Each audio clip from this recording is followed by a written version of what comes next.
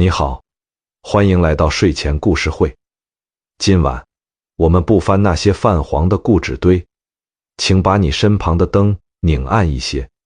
让意识跟随窗外沉沉的夜幕，一路飘到公元683年的云州城下。那一年是大唐永淳2年，朔北的寒风裹挟着铺天盖地的黄沙，拍打在每一面残破的唐军战旗上。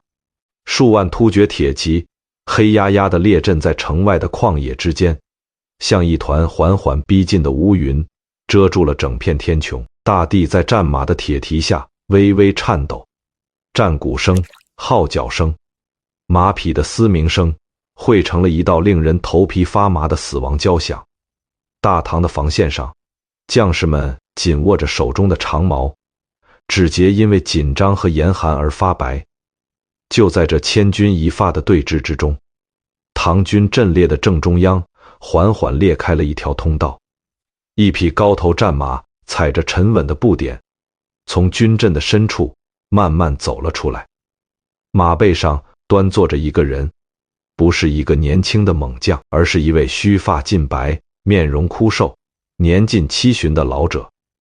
他的脊背依旧笔直，手中横着一柄沉重的长戟，铁甲上的霜花在惨淡的日光下泛着冷光。他独自一人走到了两军对峙的最前沿，迎面而来的是突厥铁骑那山呼海啸般的喧嚣与杀意。这位老人没有下令弓弩齐射，也没有挥动兵刃高声叫阵，他只是不疾不徐地抬起一只手，伸向了自己头顶那冰冷的铁盔。他摘下了它，露出了一张被锋刀双剑刻满沟壑的苍老面孔。那双眼睛里没有恐惧，没有哀恳，只有一种历经了数十年尸山血海之后沉淀下来的绝对威压。接下来发生的事情，在整部中国战争史上都堪称匪夷所思。对面那些自幼在马背上嗜血的突厥汉族，在辨认清这张面孔的瞬间如遭雷击。他们的表情从嚣张变为惊骇，从惊骇变为恐慌，最终定格在一种发自骨髓的臣服之上。成群的突厥骑兵翻身滚落马鞍，双膝砸进冻硬的泥土里，朝着这位白发老将虔诚地俯首叩拜。那阵势不像是面对一个敌方主帅，倒像是在朝拜一尊活着的战神。紧接着，整支突厥大军开始惶恐地向后退却，马蹄杂乱，旌旗歪斜，数万人的钢铁洪流竟然被一张脸、一个名字生生逼退了。而这位老将没有给他们留下哪怕一丝苟延残喘的缝隙，他果决地将长戟前指，一声令下，身后蛰伏已久的大唐铁骑倾巢而出，如同开闸的洪水，死死咬住突厥人溃退的尾巴，展开了一场摧枯拉朽的追杀。此役，唐军斩首10000余级，俘获2万余人。仅凭一张饱受岁月摧残的面孔，就在短兵相接之前瓦解了数万大军的战斗意志。这位老将就是我们今晚故事的主角，大唐一代战神薛仁贵。在后世流传的评书和戏文里，关于他的故事总被涂抹上一层怪力乱神的油彩，人们津津乐道于那些添油加醋的演绎桥段，仿佛他是某颗星宿下凡，自带神力光环的天选之人。但如果你狠心撕掉那些被硬套在真实历史身上的神话外衣，直面那些粗犷而冰冷的原始史料，你会发现一个远比传说更加沉重，也更加动人的真相。真实的薛仁贵根本不是什么天命所归，他的前半辈子比绝大多数普通人还要潦倒，还要憋屈。现在，请跟着我把时间的刻度往回拨将近40年，回到山西汾河岸边那片贫瘠的黄土坡上。那时候的薛仁贵已经30出头了，放在古人的尺度里，这个年纪早就越过了建功立业的黄金档期。他身上流着河东薛氏的血脉，这个家族在初唐时代依旧是名门望族，枝繁叶茂，族中甚至出过当朝宰相。然而命运偏偏在他这一支开了一个残酷的玩笑。他的父亲薛轨英年早逝，家中的顶梁柱一倒，所有的门楣与荣光便如沙塔般轰然坍塌。薛仁贵沦为了一个彻头彻尾的底层农户，脸朝黄土背朝天，日复一日的在田垄间刨食度日。30出头的汉子蹲在自家那间四面漏风的茅草屋前，看着手里磨秃了刃的锄头，心中翻涌着对命运深深的叹息和不甘。这一年，他正打算给去世的长辈迁葬改坟。就在他被这件琐事缠身，对前途万念俱灰的当口，身边的妻子柳氏用一席话彻底改写了他此后40年的人生轨迹。柳氏并不是一个只盯着锅碗瓢盆的寻常农妇，她的目光穿透了眼前那片贫瘠的庄稼地，精准地捕捉到了时代深处隐隐的脉动。她看着满脸愁容的丈夫，语气平静，却字字带着不可动摇的笃定。一个人哪怕才华盖世，也得碰上合适的时运才能有所作为。如今天子正在大举招募骁勇之士，准备御驾亲征辽东，这是百年难逢的良机，你为什么不趁此机会去博一个功名？等将来衣锦还乡了，再风风光光的替先人迁坟，岂不更好？这番话就像一束火把，猛地掷进了薛仁贵压抑了30多年的枯井之中。井底深处那些关于野心，关于不甘，关于我不该一辈子困在这片黄土地上的滚烫念头，瞬间被引燃了。他站起身，拍掉膝盖上的泥巴，毅然丢下了那把生锈的锄头，头也不回地走向了招募新军的队伍。在初唐那套严密的府兵体制之下，朝廷会统一配发制式的铠甲和兵器，所有士卒在战场上的装束几乎一模一样。但薛仁贵做了一个极其大胆的动作，他在官方配发的标准铠甲之外，额外为自己备了一件白到扎眼的战袍。这绝不是为了什么风雅潇洒，如果用成年人的残酷逻辑去拆解，这是一场拿命做赌注的豪赌，是底层青年为了凿穿阶层壁垒而发起的一次生命风险投资。你想想看，在一支动辄10几万人的庞大军队里，一个没有半点背景，没有任何人脉的泥腿子，想让最高层的统帅注意到自己，这概率比中头彩还低。你必须让自己成为万人丛中最刺眼的那一个。穿上这身白衣，就等于在乱军之中给自己的身上绑了一只巨大的灯笼，它能让大唐天子隔着千军万马一眼就锁定你的位置。但与此同时，它也会让你变成所有敌方弓弩手争相瞄准的活靶子。薛仁贵是在拿自己的脑袋做筹码，去赌那条细如游丝的阶层跃升通道。他把那件崭新的白袍仔细叠好，揣进行囊，告别了妻子和那片束缚了他半辈子的穷乡僻壤，跟着浩浩荡荡的东征大军，义无反顾地迈开了走向辽东的步伐。当那抹白色跟随大唐的钢铁洪流踏上辽东半岛那片泥泞且冰冷的大地时，贞观19年的战火已经烧到了最为焦灼的阶段。大唐天子李世民御驾亲征，怀揣着扫平高句丽，完成前朝未竟之业的宏大志向，一路势如破竹，接连拔除了高句丽外围的数座军事重镇，兵锋所向，直指整个战局的咽喉枢纽安市城。安市城依山据水，地势险峻，守城的高句丽将士凭借坚固的城防拼死顽抗，像一块嵌在咽喉里的铁疙瘩，死死卡住了唐军推进的步伐。攻城战陷入了漫长而残酷的消耗。与此同时，一道更加庞大的阴影正从安市城的北面飞速逼近。高句丽的北部率高延寿与高惠贞轻举国之力，纠集了整整15万高句丽与冈的联军，浩浩荡荡地赶来增援。这15万大军在安市城东南方向的驻林一山下安营扎寨。旌旗连绵数十里，战鼓的轰鸣盖过了辽东的朔风。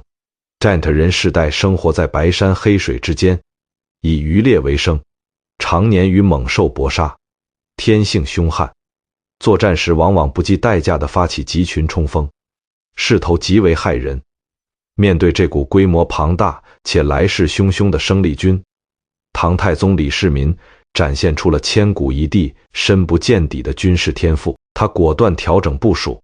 放弃了强攻安市城的计划，将主力调转方向，亲自登上驻纵山高处指挥，布下了一张天罗地网，准备把这15万援军就地吞掉。大唐的各路名将按照皇帝的精密算计，分兵扼守各处隘口与通道，从多个方向对敌军形成了严丝合缝的合围之势。初唐府兵制度下的军阵有着极其森严的建制，长枪手、刀盾手、弓弩手各司其职，如同精密咬合的齿轮，必须严格听令于鼓角之声，保持方阵的完整性。对于一个普通的府兵来说，哪怕你杀敌再勇猛，功劳最多也只能被统领50人的队正或者统领100人的旅帅看在眼里。基层军官再将战功逐级上报到大营，经过层层文书的核验与盘扣，最终落在纸面上的往往只是一个冰冷的数字。30出头的薛仁贵对这套庞大军事官僚体系的运转法则看得透透的，他太清楚了。按照常规的战术动作，老老实实待在方阵里，按部就班的砍杀。哪怕你一天砍倒100个敌人，在这种10几万人搅成一锅粥的大混战里，也根本无法改变自己身为底层炮灰的宿命。他必须跳出规则，他必须打破唐军那套严苛的阵型约束，进行一次直接跨越所有中间管理层级，面向大唐最高权力者的绝命路演。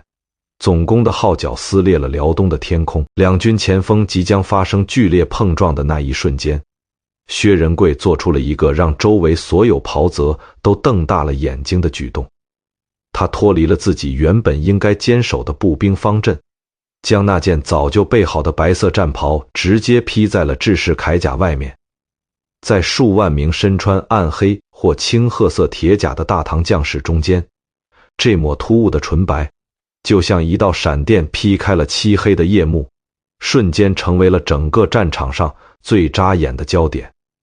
正史就唐书清楚记载了他当日的武器装配，手中紧握一柄沉重且杀伤力骇人的长戟，腰间悬挂着2副塞满箭矢的箭袋，背上赫然绑着2把强弓戟。这种兵器急刺、挑、钩、劈于一身，步战骑战皆威力巨大，对使用者的核心力量和发力技巧要求极为苛刻。双弓双带的重火力配置意味着他既能在远距离用密集的箭雨精准射杀，又能在近身肉搏中像一台重型战车般碾碎敌人的骨骼。全副武装的薛仁贵像一匹嗅到了血腥气的孤狼，暴喝一声，声震云霄。他单人单骑，竟然抢在大唐所有先锋悍将的前面，化作一道白色的残影，直直撞进了高句丽与坦联军那密密麻麻的军阵之中。这根本不是兵法教科书里的任何一种战术动作，这纯粹是将个人武力压榨到极限的亡命冲锋。15万敌军原本严整的防线，被这突如其来的白色杀神撕开了一道血淋淋的裂口。薛仁贵手中长戟翻飞如龙蛇搅海，所过之处，那些平日里凶悍无匹的干的武士纷纷惨叫倒地，连他一个照面都接不住。这抹在血雾与刀光中高速穿梭的白影，在黑压压的敌阵中横冲直撞，所向披靡。他以一人之力，在局部战场上硬生生制造出了千军万马般的窒息压迫感，直接击穿了敌军前排士卒的心理承受极限。高句丽和干的联军将士望着这个仿佛刀枪不入的白袍煞星，本能地向后退缩。敌阵出现了肉眼可见的松动与混乱。大唐主力部队敏锐地捕捉到了这个转瞬即逝的战机，顺着薛仁贵凿开的缺口如潮水般汹涌灌入。此刻，正端坐在驻地山高处俯瞰全局的唐太宗李世民，目光猛然被战场中央那异常的一幕盯住了。漫天的黄尘和黑色的铠甲海洋里，那抹上下翻飞的白色实在太过夺目，太过刺眼。李世民那双阅尽无数战阵厮杀的眼睛骤然亮了起来，他立刻扭头，冲身旁的侍从厉声下令，速去查明那个冲在最前面的白衣先锋究竟是何人。这句话一出口，薛仁贵那场押上全部身家性命的绝命路演便已宣告获得了完美的回报。他成功穿透了10几万人的视线遮挡，将自己那不可思议的个人武勇强硬的、不容忽视地刻进了大唐天子的瞳孔之中。注：房山之役以唐军的全面大胜收场，15万敌军土崩瓦解，高延寿与高惠贞走投无路，被迫率领残部跪地请降。硝烟散去，战利品正在清点之中。李世民下了一道特别的旨意，他要亲自见一见那个穿白衣的勇士，30出头，浑身糊满尘土和敌人鲜血的薛仁贵，双手捧着长戟，恭恭敬敬地跪在了大唐天子跟前。李世民打量着眼前这个出身田亩却拥有顶尖杀戮本领的底层汉子，毫不吝惜地给出了破格的赏赐。他当场下令赐予薛仁贵马2匹，绢40匹，并直接越过多级武官的常规晋升门槛，靠升他为游击将军。云泉府果毅，在初唐那套等级森严的军衔体系里，这绝对是一步登天式的跨越。薛仁贵仅用一场战斗，就完成了从无名祖武到中级将领的惊天蜕变。他继续紧随李世民的脚步，在随后的辽东战役中奋勇厮杀，屡见殊勋。然而，辽东的严冬比唐军预料的更早、更狠。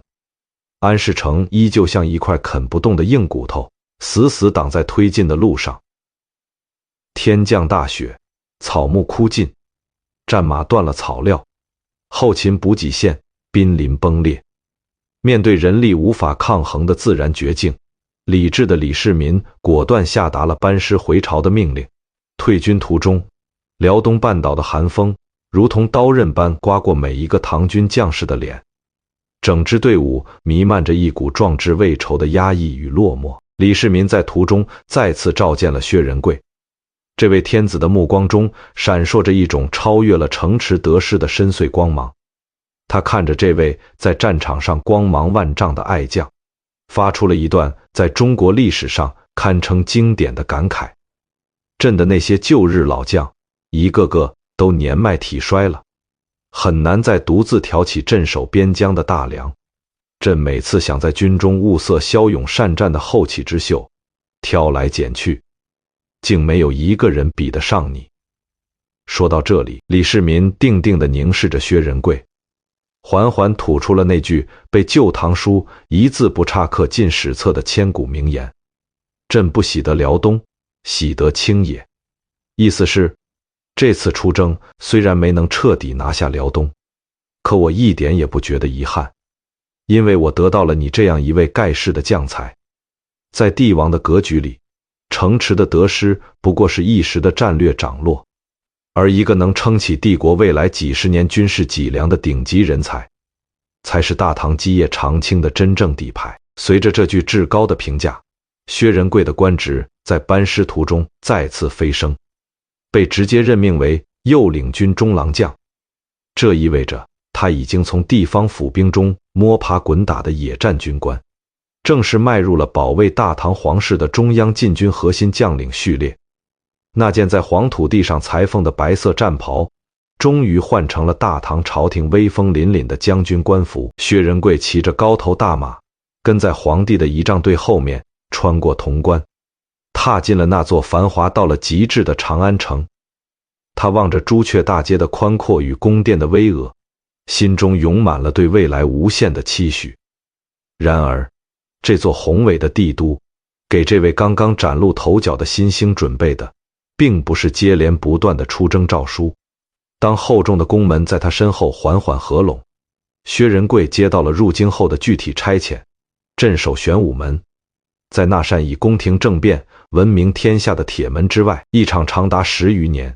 几乎要将英雄的锐气消磨殆尽的漫长蛰伏，就此拉开了帷幕。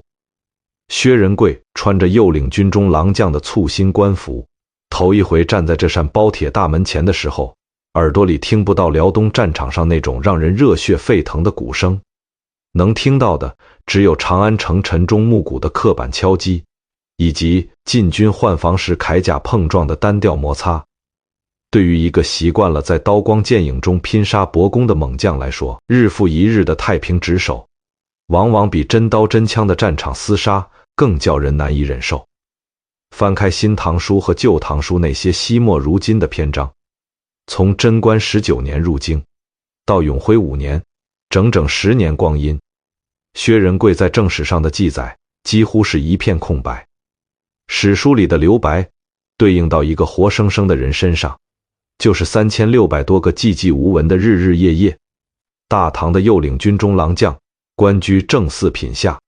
在寻常百姓眼中自然是一方显贵，可剥开那层威风的官皮，这个职位的核心职能说白了就是大唐皇宫的高级保安队长。薛仁贵每天的工作就是带着宿卫禁军，在玄武门及各大宫门的城楼上巡逻。他要严格核验每一块进出宫禁的鱼符和腰牌，盘查每一个形迹可疑的来人。他那双曾经射穿宋汉将咽喉的手，如今每天只能握着冰冷的门和沉闷的宫廷名册。这种安排绝非唐太宗李世民老糊涂了，更不是忘了他当初那句喜得清也的推心赞许。这是帝国最高统治者对一把草根利刃最严苛的政治淬炼。李世民识人极准，他深知薛仁贵是一柄举世无双的快刀，可刚出炉的刀刃虽锋利无比，也最容易在复杂的磕碰中崩断。一个只会单枪匹马在万军丛中逞勇的武夫，若不经过政治规矩的反复打磨，永远成不了统领三军的帅才。大唐皇宫的禁卫系统历来只对绝对忠诚的关陇贵胄和皇帝的铁杆心腹开放。李世民将一个出身底层的农家子弟摆在玄武门这个心脏位置上，本身就是一种极高规格的政治恩宠，也是一场极其严酷的忠诚度压力测试。太宗皇帝是在用长安城深似海的官场规矩，一寸一寸地磨掉薛仁贵身上的草莽野性。他要把这把旷世好刀安安稳稳地装进大唐帝国的刀鞘，留给自己的子孙在关键时刻拔出来用。薛仁贵没有辜负这份隐秘的帝王苦心，他如同一尊沉默的石像，完美地收敛了自己在辽东战场上的全部锋芒。在那些繁文缮节密布的宫廷仪规中，他没有犯过一次越权或失职的过错。他不攀附朝中权贵，也不在长安的酒肆茶楼里向同僚吹嘘当年单骑冲阵的辉煌。日复一日的枯燥值守中，他看着长安城外灞桥的柳色绿了又黄，黄了又绿。他看着当年一同征战辽东的老兵们，有的领兵出征建功立业，有的积劳成疾告老还乡，而他自己仿佛被大唐这架高速运转的战车彻底遗忘在了路边。贞观23年，一阵哀泣的钟声从翠微宫的深处传出，震荡了整座长安城的夜空。那个亲手将薛仁贵从泥泞中拔起的天可汗李世民走到了生命的尽头。皇权的更迭裹挟着巨大的政治阵痛，帝国核心权力开始了新一轮的重新洗牌。年轻的太子李治登上帝位，是为唐高宗，一朝天子一朝臣，这是千年官场最冷酷也最无可辩驳的铁律。新天子身旁围绕着长孙无忌、褚遂良等权倾朝野的辅政元老。军队系统的人事任用上，李治自然更倾向于提拔那些在东宫前邸时就一路追随的亲信班底。像薛仁贵这种身上打着浓重先帝发爵标签的旧将，在新的政治版图中不可避免地被进一步推向了边缘。大唐周边的局势并非风平浪静，漠北的薛延陀西域的突厥残部，东方的老对手高句丽，依旧在边境线上蠢蠢欲动。朝廷多次调遣将领出征讨伐，前线的战报频频送入长安。每一次大军出征的誓师大会，薛仁贵都只能站在高高的城墙上，目送那些迎风飘扬的战旗渐行渐远。他那副在黄土地上锤炼出来的铁打身板，正处在一个武将最鼎盛的壮年时期。他眼睁睁地看着自己的黄金岁月，在无休止的宫门开合与腰拍盘查中一点一滴地流逝。这种一身蛮力无处施展的深深无力感，足以将任何一个心气极高的战将逼入绝望甚至堕落。大唐初年的军政圈子里，从不缺乏因为遭受冷落而口出怨言，最终招来杀身之祸的前车之鉴。开国名将侯君集就是因为不满被压制，铤而走险走上了谋反的绝路。薛仁贵没有选择抱怨，他拿出了一个庄稼汉在荒年时最本分也最坚韧的忍耐力。他心里明白，自己出身微寒，没有显赫的门第可以倚仗，也没有盘根错节的政治联姻为自己编织安全网。他唯一能做的，就是死死守住玄武门这道枯燥的防线，不犯任何差错。他把那件曾经闪耀辽东的白色战袍深深压在了箱底，每天穿着规规矩矩的禁军铠甲，像一颗不会生锈的铁钉，死死铆在大唐皇宫的防御体系上。时间就这样在无声的隐忍中悄然划过，来到了永徽5年。此时的薛仁贵已经在玄武门和各大宫门外站了整整10年的岗，他的眼角爬上了细密的纹路。40岁的年纪，在那个时代已经迈入了不惑的中年。按照这条轨迹走下去，他最大的可能就是在某个波澜不惊的日子里，揣着一个中郎将的头衔告老还乡，回到那片他30多岁才离开的汾河畔，成为乡野间一个偶尔念叨当年勇的退伍老兵。但历史的编剧从来不会用如此平庸的笔墨去书写真正的传奇。大唐帝国的功勋簿上还有太多留白，等着这个曾经的白衣杀神去一笔一笔填满。长达10年的蛰伏与煎熬，非但没有浇灭他心中的火焰，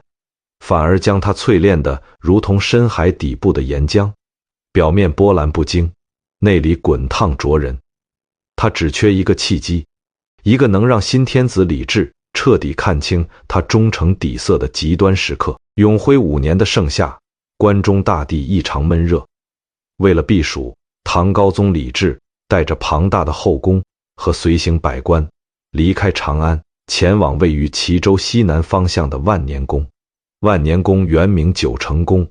依山傍水，清幽秀美，是皇家避暑的上选之地。薛仁贵作为右领军中郎将，自然也率领部分宿卫禁军随行，承担起保卫天子行宫的安保之责。山谷中的白昼虽然清凉惬意，可每当夜幕降临，四围的群山便如隐匿在黑暗中的巨兽，散发出一种说不清道不明的沉闷压迫。万年宫的选址虽然精妙，却有一个致命的先天缺陷，它坐落在山谷的低洼地带，一条名为临有水的河流正好从宫殿前方穿流而过。旱季里，这潺潺的溪流是天子赏玩的景致，到了雨水充沛的夏季，这条河随时可能变成一条暴怒的蛟龙。行宫内灯火通明，歌舞升平，没有人意识到一场罕见的天灾正在暗中蓄积着毁灭一切的能量。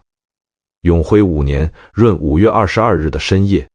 万年宫上空的天穹仿佛被一只无形的巨掌猛然撕裂，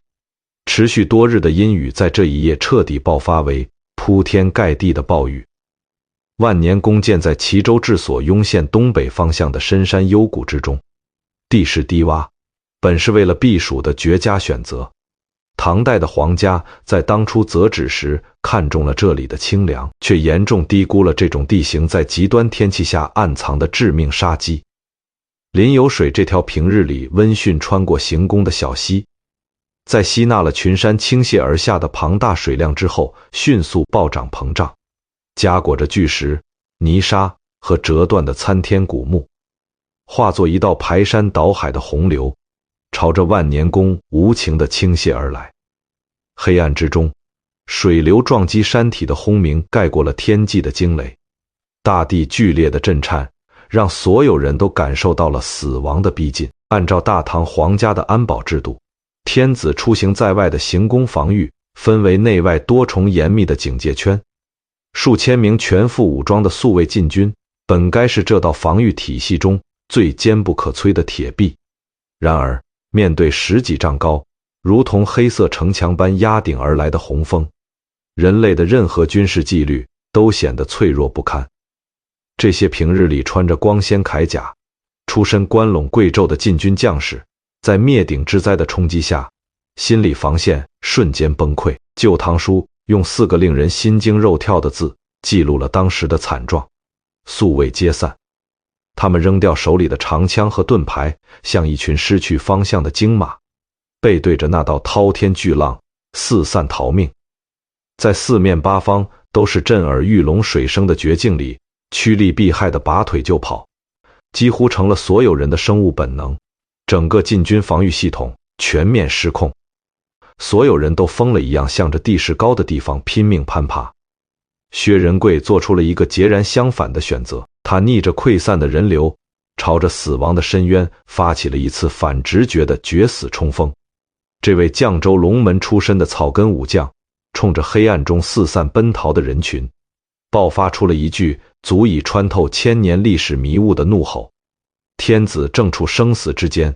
我被身为臣子，岂能因为怕死而自顾逃命？这句话不仅仅是他在天灾面前的道德宣言，更是他那套深思熟虑的政治逻辑在极端情境下的本能体现。一个在玄武门苦候了10年的中郎将太清楚了，这种连命都不要的忠诚表现，是凿穿门阀天花板最硬核的锤子。他没有一丝迟疑，迎着不断暴涨的汹涌洪水，硬生生地冲向了万年宫那座摇摇欲坠的宫门。冰冷浑浊的水流已经没过了他的膝盖，巨大的撕扯力随时能将一个全副武装的成年人卷入深渊。薛仁贵凭借着常人在绝境中难以企及的蛮力，徒手攀上了那扇已经被洪水撞得严重变形的门楼。他死死地攀附在宫门的最高处，把自己变成了一座人肉警报塔。在轰隆隆的水声和风雨交加之中，他用尽全身的力气，向着深宫内院发出了撕心裂肺的呼喊和示警。薛仁贵那浑厚且穿透力惊人的嗓音穿过了重重雨幕，硬生生砸醒了沉睡在寝宫中的唐高宗李治。年轻的天子在惊醒之后，立刻察觉到了外面那如同千军万马奔腾般的异样动静。他来不及穿戴整齐龙袍，在几名贴身宦官的拼死搀扶下，仓皇逃出低洼的寝殿，拼了命地朝地势较高的地带攀爬。高宗刚刚爬上高处的下一个心跳之间，那股蓄积已久的毁灭性洪流便彻底摧垮了宫门的防线。浑浊的泥浆和连根拔起的巨木如同脱缰的野马，瞬间灌满了皇帝。片刻前还在安寝的宫殿，将里头的一切碾为呆粉。据史料明确记载，那场大水在极短的时间内就夺走了万年宫中3000余名守卫和宫廷人员的性命，整座皇家避暑胜地一夜之间沦为了漂浮着尸体和残骸的巨大泥沼。在这场生死时速的浩劫中，薛仁贵以自己的肉体和声音，硬生生从死神的指缝里抢回了大唐天子的性命。若李治晚醒一炷香的功夫，大唐帝国的心脏就会在这场山洪中永远停止跳动。永徽5年，正值唐高宗着手摆脱长孙无忌等元老掣肘，试图将皇权真正攥进自己掌心的关键窗口。一旦天子遇难，远在长安的太子年幼，手握兵权的权臣和各路宗藩必然群起争夺皇位。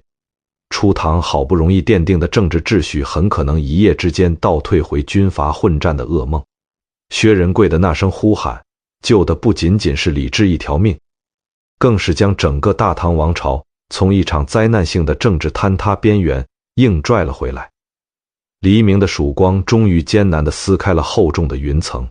照亮了万年宫那满目疮痍的废墟。惊魂未定的唐高宗李治站在高处，低头看着脚下那片变成烂泥潭的寝宫，后怕得浑身冰凉。他转过头，看着不远处那个浑身湿透、满身淤泥，却依然像铁塔般处在那里的薛仁贵。天子的眼中不再有居高临下的审视，取而代之的是一种劫后余生的感激和深深的依赖。李治快步走上前，完全抛开了帝王那副高高在上的仪态，紧紧攥住了薛仁贵的双手。他的声音里带着难以掩饰的颤抖与哽咽：赖得清，方免沦逆，使朕有忠臣也。这番话意味着薛仁贵的政治地位发生了核爆级别的质变。李治当场下令赏赐他一匹价值连城的御马，这匹马不仅仅是物质上的犒赏，更是向天下人昭告薛仁贵不再是一个普通的宿卫将领，他是当朝天子的救命恩人，是李治可以托付身家性命的心腹重臣。这场山洪对薛仁贵而言，是一次彻底洗刷了10年冷板凳灰尘的政治洗礼。他用一种不留任何退路的生死考验，向新朝的核心权力圈证明了自己不可替代的价值。满朝文武都亲眼目睹了一个残酷的事实，在最致命的绝境中，那些平日里高谈阔论的名门禁卫全跑了，只有这个绛州龙门出身的农家子弟愿意拿血肉之躯去阻挡足以摧毁一切的洪水。这种通过极限压力测试锻造出的君臣互信，是任何政治联姻和利益交换都无法比拟的硬通货。经此一役，唐高宗彻底打消了对薛仁贵的所有政治防备与资历疑虑，开始真正用帝国掌舵者的目光去审视这把被太宗皇帝雪藏了整整10年的旷世利刃。李治心里跟明镜似的，把一头能在100万军中取敌将首级的猛兽继续关在玄武门当保安，简直是暴天物。此时大唐内部政局虽然趋稳，但外部边疆再度燃起了浓烈的烽烟。西北方向的辽阔草原上，游牧部族的铁蹄正在不安分地践踏着帝国的边境线。那些曾经臣服于天可汗威名的铁勒诸部，试图趁新皇即位、朝局未稳的空档来试探大唐的底线。帝国的边防系统急需一位能镇得住场子，能在冰天雪地里用拳头叫游牧人重新学会敬畏的铁血统帅。薛仁贵的目光终于穿透了长安城那重重叠叠的深红宫墙，他深吸一口气，将肺叶里残存的万年功泥腥气彻底吐净，换上了一副即将重返沙场的冷峻面容。他知道玄武门外10年的漫长蛰伏和万年宫那场九死一生的赌命都已经变成了过去式。他要把那件压在箱底的白色战袍重新翻出来，去迎接属于他的真正的战争。带着天子赋予的绝对信任与兵权，他的视线坚定地投向了烽烟再起的西北边陲。在那片黄沙与积雪覆盖的苍茫大地上，一场足以将他的个人武勇推向整个亚洲之巅的铁血征伐，正等着他去点燃。大唐显庆年间之后的西北边境，铁勒9姓联盟正以一种星火燎原的狂暴姿态撕裂着帝国的防线。10万弓马纯熟的草原骑士集结在雄伟的天山脚下，战马的嘶鸣在空旷的雪原上回荡不绝，仿佛在向中原的农耕文明发出最赤裸的挑衅。铁勒人绝非未经阵仗的乌合之众，他们常年在马背上狩猎厮杀，信奉绝对的武力与弱肉强食的法则。当大唐帝国正处在新老皇权交替、内部尚未完全稳固的当口，这群盘踞草原的猛兽灵敏地嗅到了机会，企图用10万铁骑的庞大体量逼迫大唐在西北版图上做出退让。面对这场关乎帝国西北大门存亡的危局，刚刚在万年宫洪水中重塑了君臣互信的唐高宗李治做出了最强硬的回应，一道盖着天子玉玺的诏书火速下达，任命郑仁泰为铁勒道行军总管，而那个刚刚重获兵权的薛仁贵则被委以副总管之职，担任此次远征大军的实际战术核心。临行之前，薛仁贵迎来了一场规格空前、暗藏深意的皇家建行宴。太极宫内院酒香四溢，丝竹管弦之声在宫墙内悠扬回荡。唐高宗李治端坐主位，打量着阶下那位身形魁梧、目光如刃的右领军中郎将。帝王的心思深不可测，李治不仅需要薛仁贵的绝对忠诚，更需要亲眼确认这把在禁军中封存了10年的快刀是否还保持着当年的锋锐。高宗微微前倾身子，用一种貌似闲聊，实则暗含考笑的语气对薛仁贵说道：古时候有善射的猛将，一箭能穿透7层铠甲，不知道将军如今的臂力能射穿几层。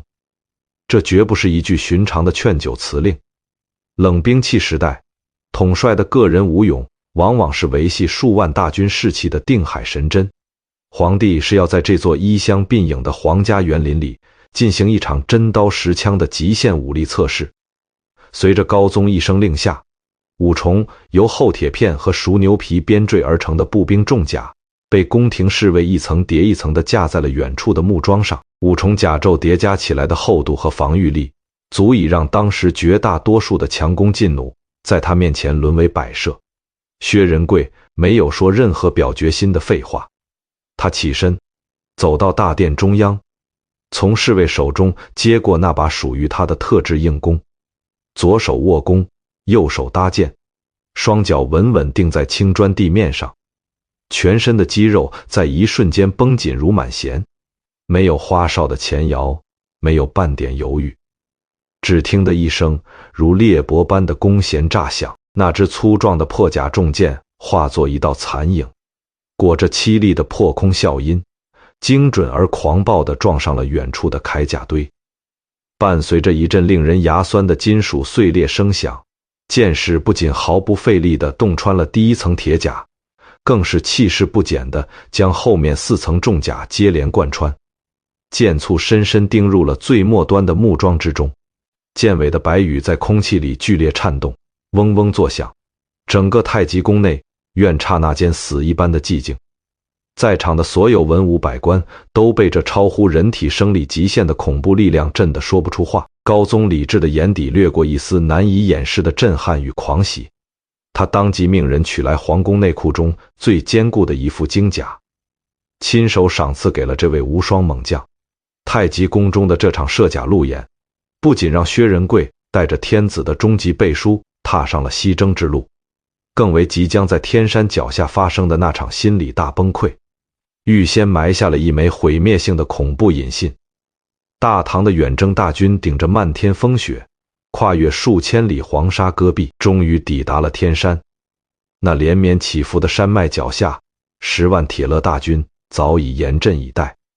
他们在雪原上拉开了宽阔的阵势，如同一群亮出獠牙的狼群，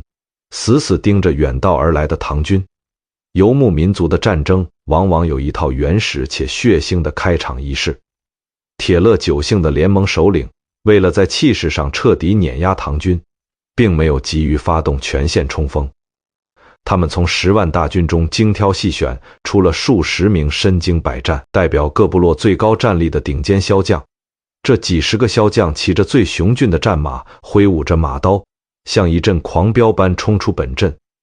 在两军之间的空地上发出震耳欲聋的咆哮与叫嚣。在草原的丛林法则里，这些骁将就是部落中的头狼，是10万铁勒将士精神世界的图腾与信仰支柱。只要头狼们能在阵前斩将夺旗，展示出压倒性的个人武力，身后的狼群就会陷入集体的癫狂，把大唐的军阵撕成碎片。换作寻常的唐军将领，面对这种极为嚣张的阵前挑衅，通常会选择倚仗严密的步兵方阵和弩阵进行集体防御。薛仁贵太清楚了，对付这种崇尚丛林法则的草原猛兽，战术层面的任何退缩都会被解读为怯懦。要想从根子上瓦解这10万人的战斗意志，就必须在他们最引以为傲的领域，用一种最原始、最蛮横的方式，将他们的信仰碾成阿尔粉。薛仁贵没有带一兵一卒的护卫，他骑着那匹天子御赐的战马，手持长弓，单枪匹马走出了大唐的军阵。在数万名唐军将士紧张的注视下，在10万铁勒大军的嘶吼声中，他一个人面对着那几十名呼啸而来的敌军骁将。两军阵前的空气仿佛在那一刻被冻结成了固体，只有风雪掠过戈壁的沙沙声在耳畔回响。薛仁贵端坐马背，眼神冷峻的像一块万年不化的寒冰。他缓缓抬起手中的长弓，从箭袋里抽出了3根特制的重箭。第一名铁勒骁将挥舞弯刀，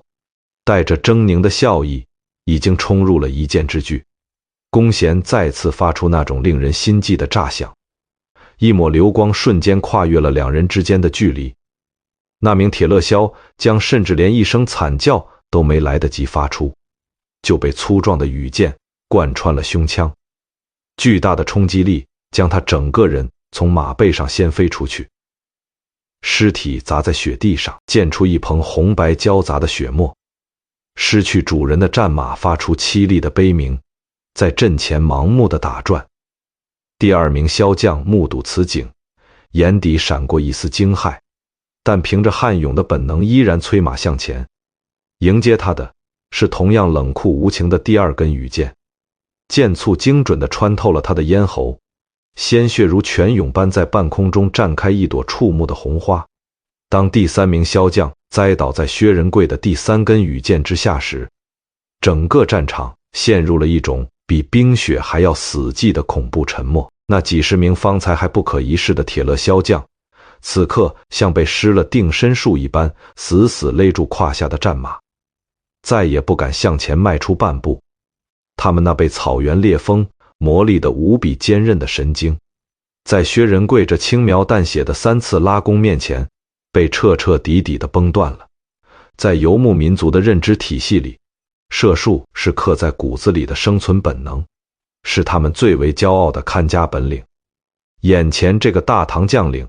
居然用他们最擅长的武器，像碾死3只蚂蚁一样，瞬间秒杀了部落里最强悍的3位勇士。这种从肉体到灵魂的全方位降维打击，直接摧毁了铁勒人构建在武力崇拜之上的集体共识。这根本不是一场势均力敌的对决，这是一纸单方面的死亡宣告。恐慌像瘟疫一样，从阵前那几十名呆立的骁将身上迅速蔓延到了后方10万名普通的铁勒士兵心中。那3根插在雪地上的羽箭，在铁勒人眼中已经化作了一道不可逾越的死亡界碑。不知是谁第一个扔掉了手里的弯刀，那一声清脆的金属落地声，就像传染病一样，在10万大军中迅速扩散。成千上万的铁勒将士翻身下马，双膝跪进冰冷的雪泥里，额头深深贴住地面，向着那位骑在马背上的白袍将领发出了屈服的哀嚎。没有经历惨烈的白刃战，没有血流成河的尸山血海，薛仁贵仅仅消耗了箭袋里的3根羽箭，就完成了对10万游牧大军的绝对精神震慑与武力征服。这种超越常规军事理论的经典战例，将个人武艺在冷兵器时代的威慑力发挥到了前无古人后无来者的巅峰。他不仅打赢了一场仗，更是彻底打断了铁勒9姓在西北大漠上的脊梁骨，让这群桀骜不驯的野兽在很长一段时间内，一听到他的名字就会打从灵魂深处站立。唐军主力顺势全线压上，将这支丧失了一切抵抗意志的庞大军队彻底合围。帝国的西北边陲再度迎来了压倒性的战略胜利。捷报以800里加急的速度飞向长安，整个大唐都被这场极具传奇色彩的大捷点燃。天山脚下的风雪中开始回荡起一首被唐军将士反复传唱的粗犷凯歌：将军三箭定天山，壮士长歌入汉关。伴随着这首豪迈的军歌，薛仁贵个人的英雄声望被推到了整个时代的最顶端。在后世的史书和民间的演绎里，这场战役往往讲到这里就会画上一个热血沸腾的完美句点。然而，如果拨开那层被岁月镀上的耀眼光环，直视大漠深处那冰冷刺骨的真实历史，你会发现，在这场酣畅淋漓的大捷背后，隐藏着一段根本无法向太平盛世的史官交代的残酷抉择。当铁勒9姓的10万大军在3根羽箭的恐怖威慑下选择放下武器，跪地起降的那一刻，摆在薛仁贵面前的并不是一场轻松愉快的受降仪式，而是一个足以让整支大唐远征军陷入灭顶之灾的后勤黑洞。请把视角切换到当时大唐统帅的中军帐内，去感受一下那种令人窒息的现实重压。帐外是苍茫无际的戈壁荒原，随时可能降临的暴风雪。大唐的远征军孤军深入数千里，后勤补给线在漫长的沙漠戈壁中已经被拉伸到了极限的脆弱状态。唐军将士自己的口粮都需要精打细算，每一粒粮食都是从关中平原跨越千山万水艰难运送过来的。在这种连自己人都快吃不饱的绝境里，营门外突然多出了10几万张等着填饱的嘴巴。按照初唐的军需运输规律，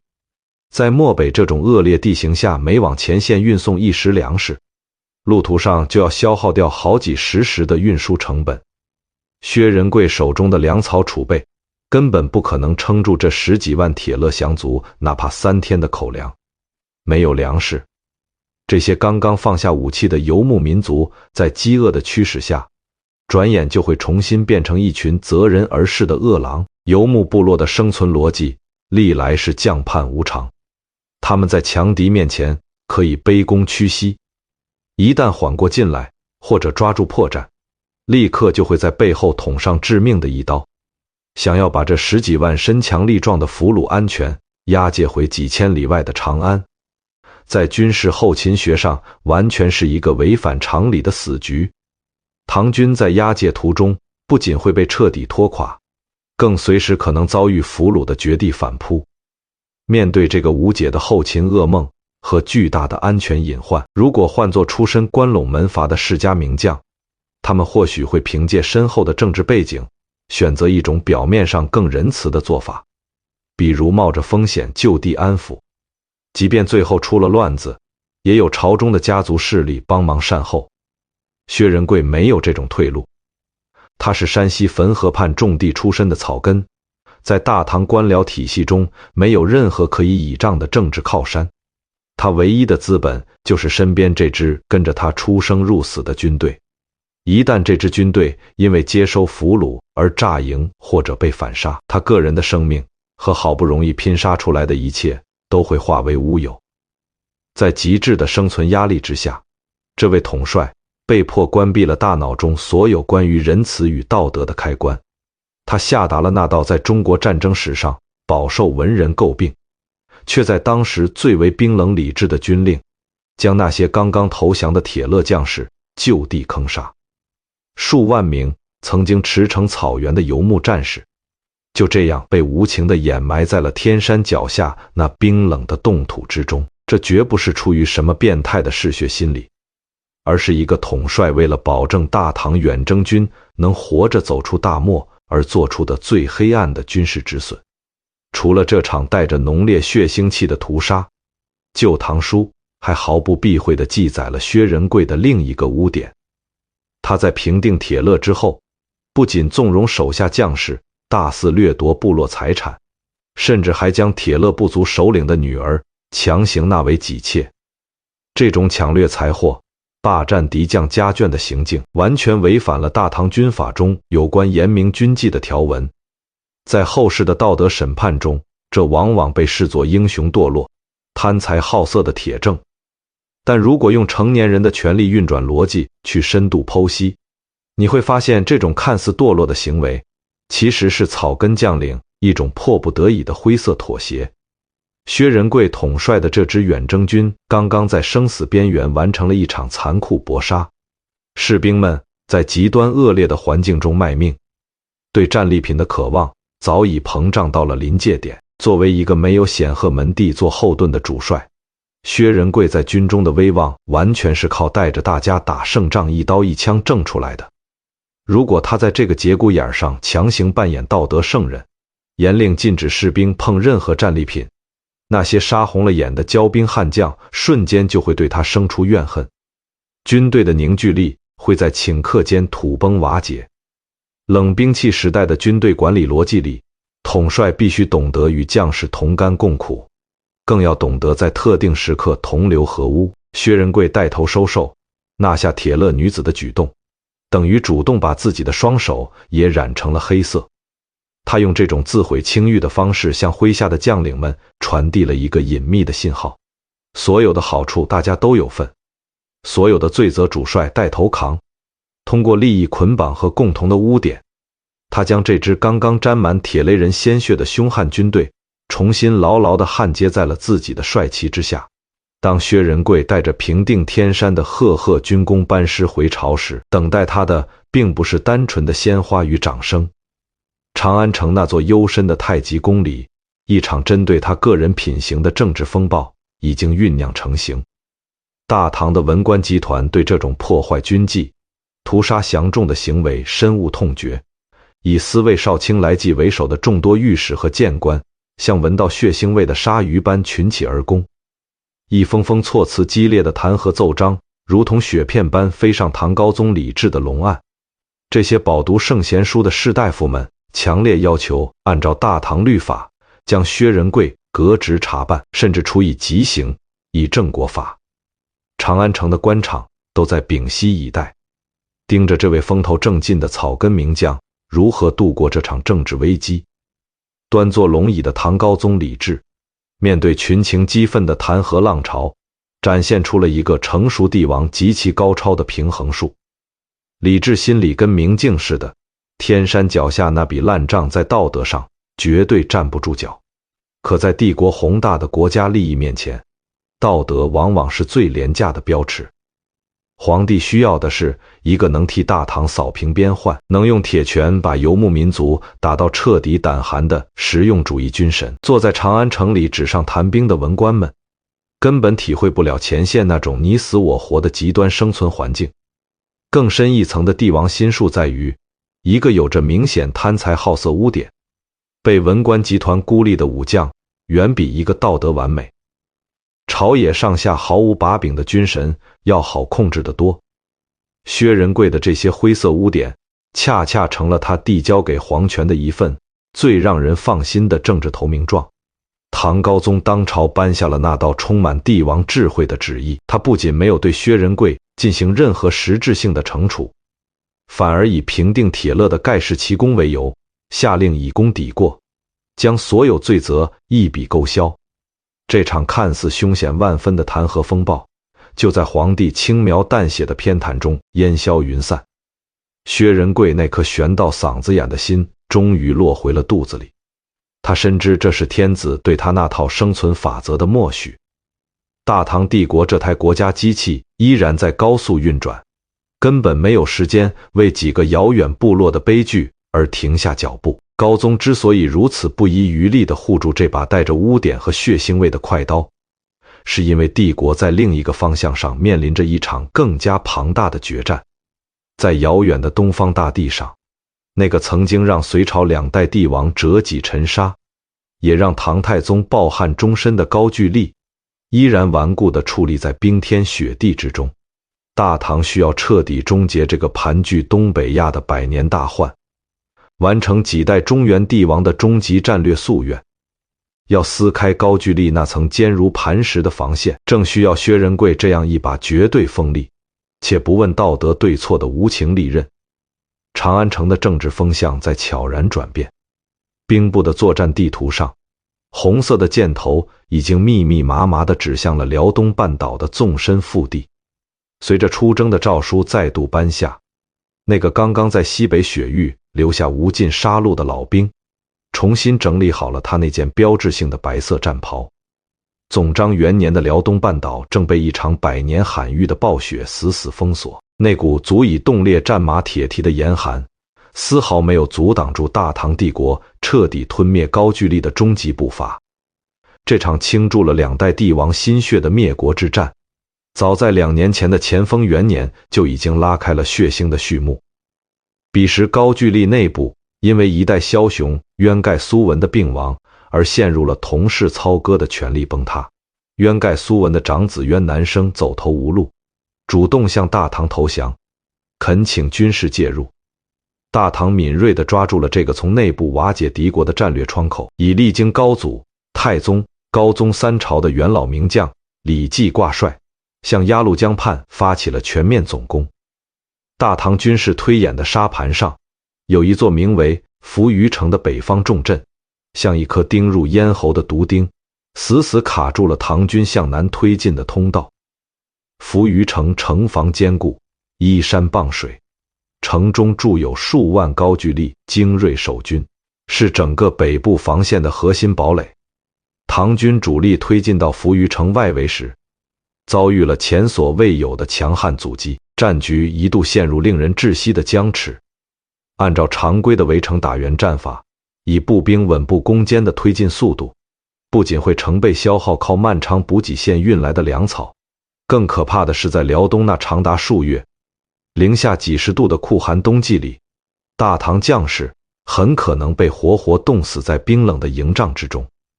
当年隋炀帝数次倾举国之力征讨高句丽，就是在坚城之下久攻不克，最终遭遇惨败，导致了王朝的覆灭。前车之鉴如同悬在每个唐军将领头顶的利剑，警示着他们，这场战争容不得半点拖延。在这个需要用绝对速度打破僵局，稍有不慎就会重蹈覆辙的战略节点上，已经年过50旬的薛仁贵站了出来。他向大总管李绩提交了一份在常规军事教科书里铁定会被判为送死的作战方案，仅率3000精锐，轻骑脱离主力大军的掩护，孤军深入，奇袭坐拥数万重兵的扶余城。军中的同僚听罢这个方案，连连摇头，纷纷劝阻，认为3000人去打数万人的坚城，无异于以卵击石。薛仁贵面对众人的质疑，那张饱经风霜的面孔上没有一丝退缩之色。他盯着地图上扶余城的坐标，只留下了那句被《旧唐书》一字不差刻入史册的话：兵不在多，在主将善用耳。这句话的底层逻辑，是一位从底层一路杀到高位的战术大师对战场心理学的绝对自信。在薛仁贵的认知里，战争的胜败从来不是简单的人头数量堆叠，而是统帅意志与敌军心理防线的直接碰撞。这3000人不需要去进行残酷的城墙攻坚，他们要做的是化作一把直刺敌人心脏的战术尖刀。大雪纷飞的清晨，薛仁贵带着3000大唐轻骑，像一群隐没在风雪中的幽灵，悄无声息地向扶余城狂飙突进。朔风呼啸，掠过战马的鬃毛，将士们的眉须结满了冰霜，但眼中的杀意比冰雪还要冷酷。茫茫雪原上，3000骑兵舍弃了一切多余的辎重，只带最基本的兵器和数日口粮，将机动性逼到了人体的极限。高句丽的守军做梦都没想到，唐军会放弃稳扎稳打的常规打法，以这种不要命的方式穿插突进。当高句丽的数万大军在扶余城外仓促列阵，准备用绝对的兵力优势碾碎这支不知天高地厚的唐军孤旅时，他们惊恐地发现，冲在最前面的那个唐军主将身上穿着一件让他们整个民族都感到灵魂战栗的白色战袍。22年前驻放山之战的那场血腥杀戮，那抹在15万大军中如入无人之境的白影，早已成为高句丽军队一代人挥之不去的心理阴影。当年亲眼目睹过薛仁贵恐怖无勇的幸存者，如今大多已经成为了高句丽军中的中高级将领。他们对那件白色战袍的恐惧，如同病毒一般，迅速传染给了身旁年轻的士兵。当薛仁贵再次挥舞那柄沉重的长戟，如当年一般单骑冲入敌阵时，高句丽将士深藏在骨子里的惊恐被瞬间唤醒。3000唐军精锐爆发出了近乎癫狂的嗜血状态，在薛仁贵的率领下，如同滚烫的铁刃切入酥油，将数万敌军的阵型撕得稀烂。这是一场兵力完全不对等，结果却呈现出单方面碾压的反直觉战役。唐军斩杀高句丽士兵万余人，扶余城在巨大的恐慌中宣告陷落。扶余城被奇袭攻克的消息，像一场猛烈的雪崩，迅速席卷了辽东半岛的每一个角落。高句丽北部防线因为这个核心支点的崩塌而彻底丧失了支撑，大批粮草辎重落入唐军之手，周边40余座城池的守将甚至连抵抗的勇气都没有了，直接大开城门，跪伏在大唐远征军的旗帜之下。薛仁贵仅用3000人的兵力就撬动了数十万大军都未必能达到的战略杠杆效应。他以一种常人难以想象的惊人效率，彻底瓦解了高句丽抵御大唐的军事脊梁，打通了直捣平壤的最后一道关隘。唐军主力如决堤的洪水般长驱直入，与各路兵马顺利会师，将兵锋推到了高句丽帝国的都城平壤城下。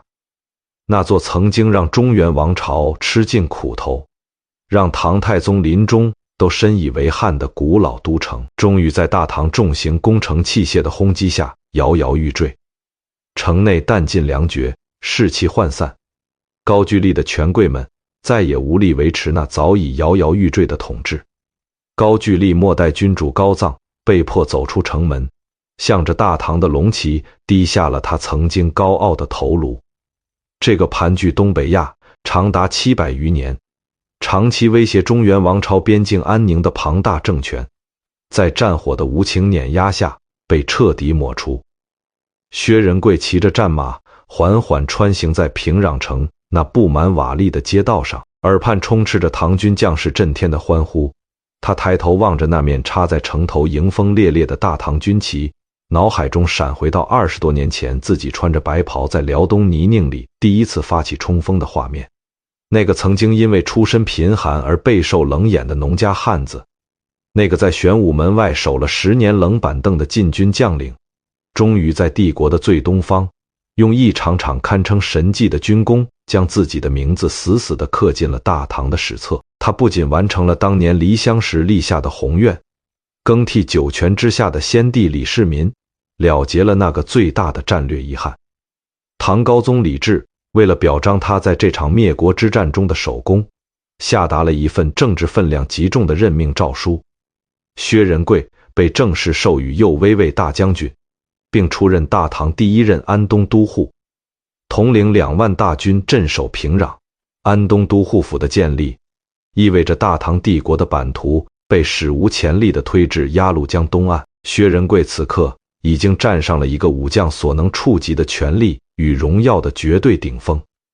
他不再是一个单纯负责冲锋陷阵的战术执行者，而是变成了一个掌控数十万一国百姓生杀大权的一方锋将。权力的更迭总是伴随着角色的剧烈转换。当平壤城头那些象征毁灭与杀戮的战火渐渐熄灭，大雪缓缓覆盖了城外的废墟，这位曾经双手沾满鲜血的大唐战神卸下了身上那套沉重且冰冷的铠甲，他将那柄斩杀过无数强敌的长戟挂上兵器架，转身换上了一袭代表帝国治理与文明秩序的文官常服。当安东都护府的官印第一次重重盖在平壤城的安民告示上时，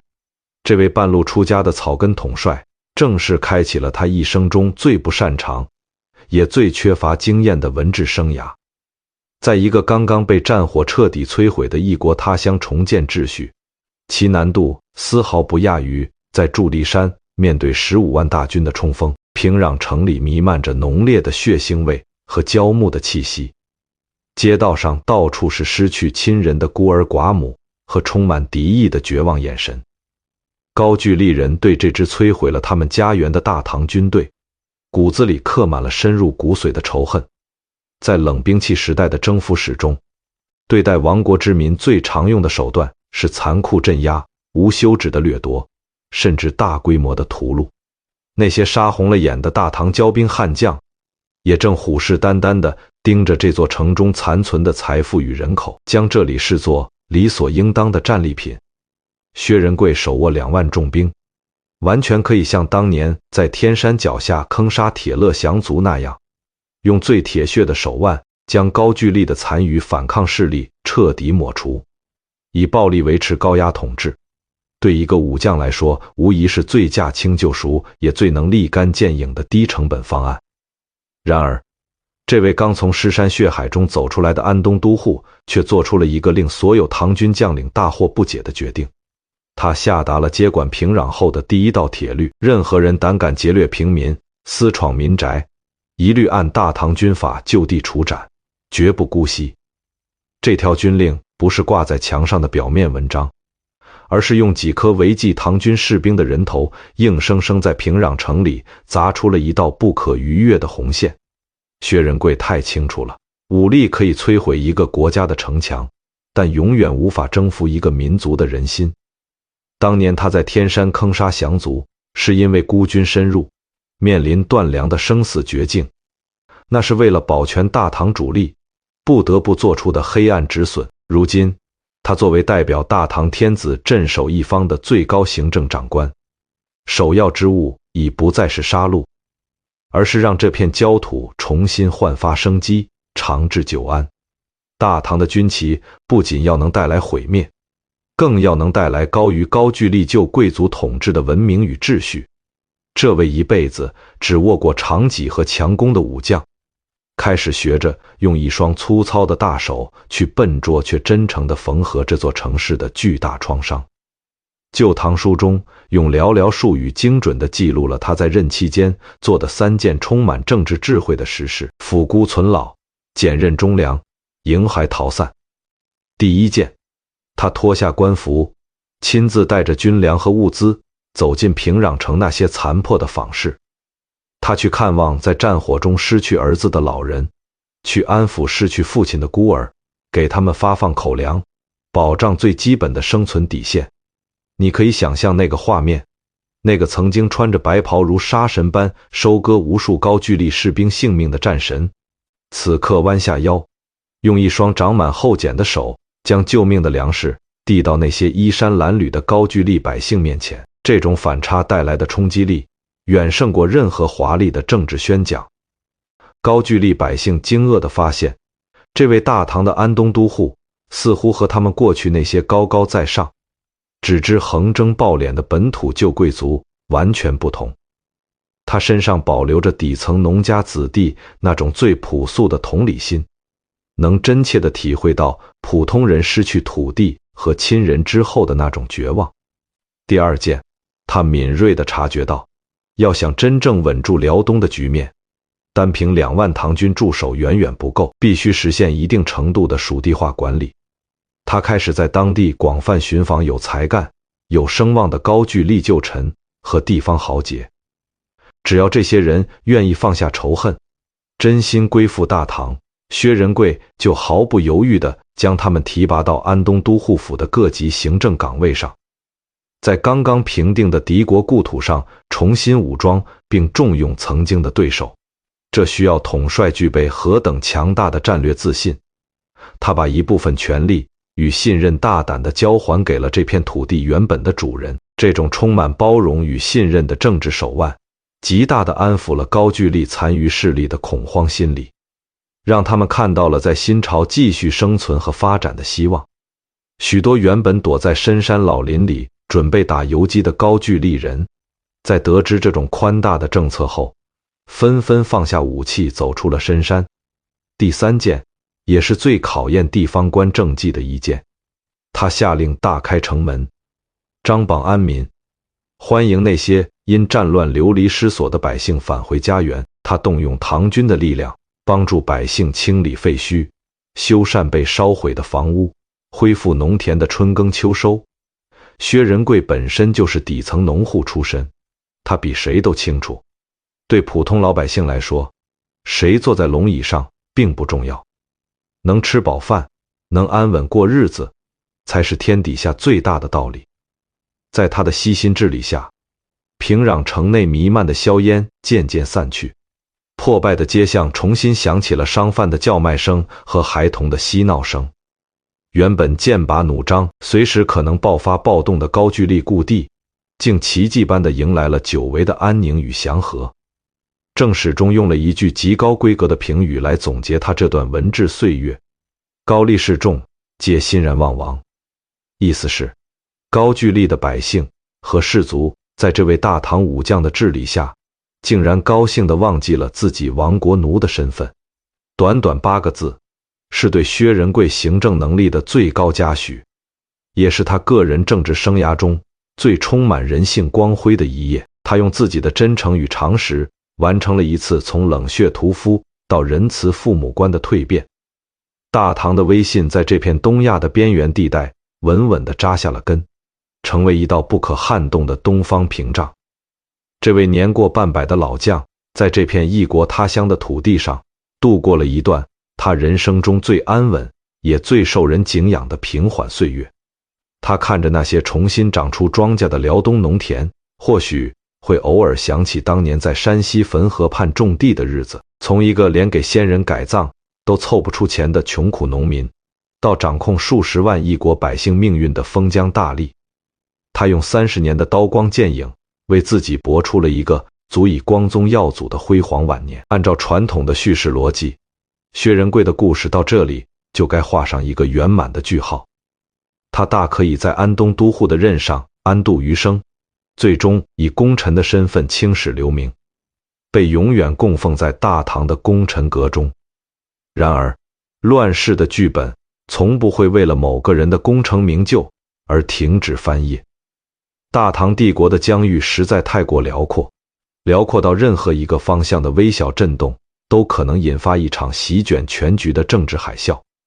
高宗时期的外部战略环境正经历着一场前所未有的剧烈地壳运动。就在薛仁贵在东方的雪原上勉力缝合战争创伤，维系来之不易的和平时，大唐帝国西南方向那片离天空最近的雪域高原上，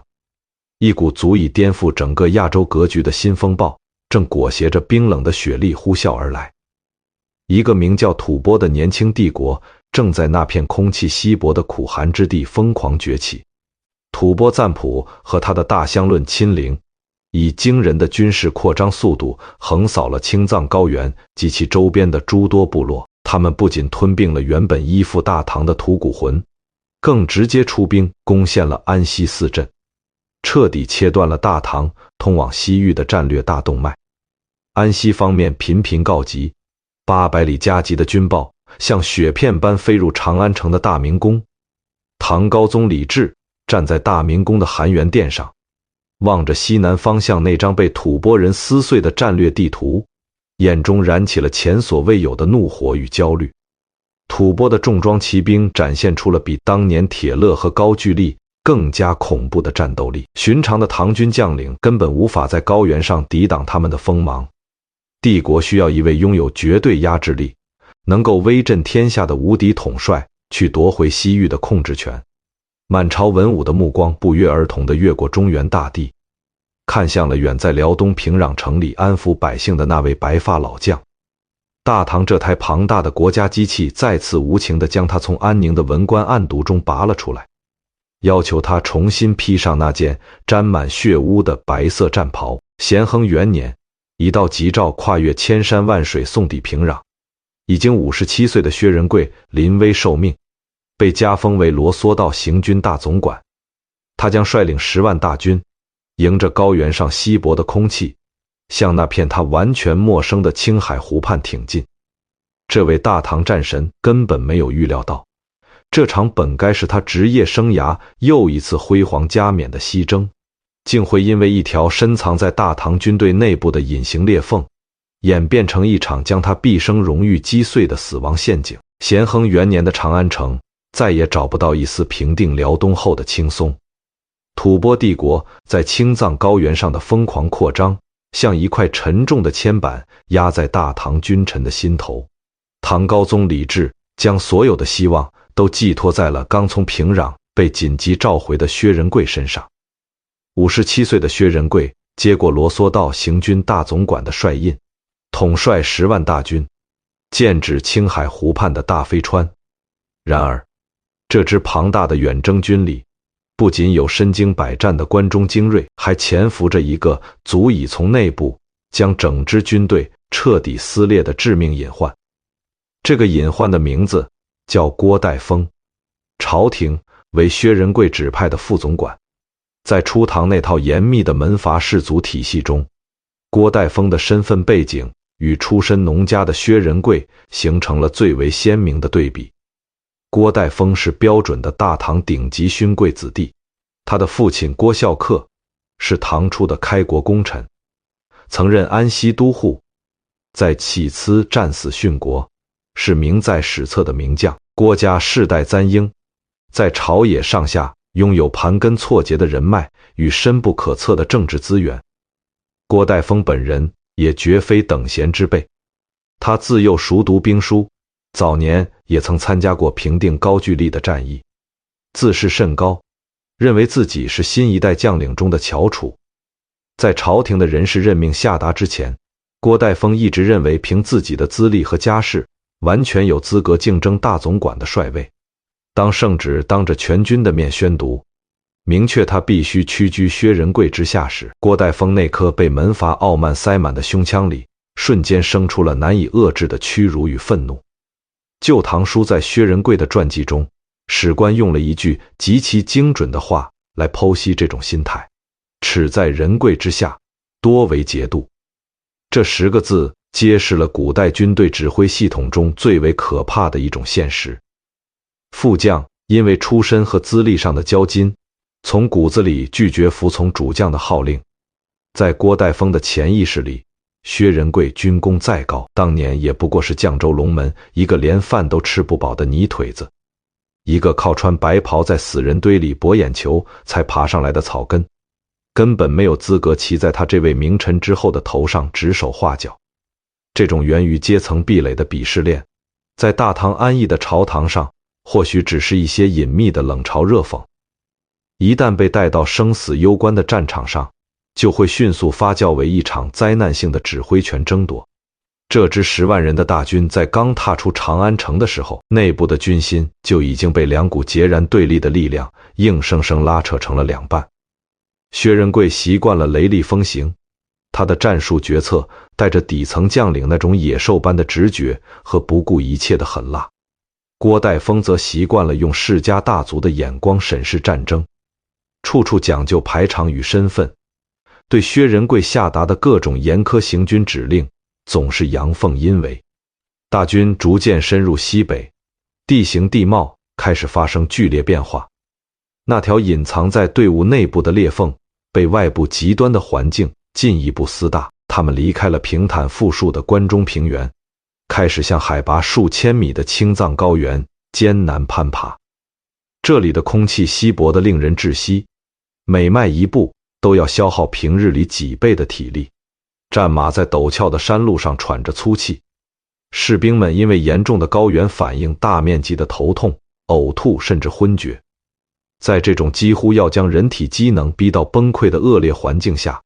一支军队的存亡完全依赖于严苛到极致的军事纪律和统帅不可动摇的绝对权威。薛仁贵敏锐地察觉到了高原行军带来的巨大后勤压力，他深知在这样的绝境中必须以最快的速度寻机决战，拖着沉重的辎重在青藏高原上缓慢蠕动，无异于给习惯了高原气候的吐蕃人充当活靶子。他多次在中军帐中召集将领，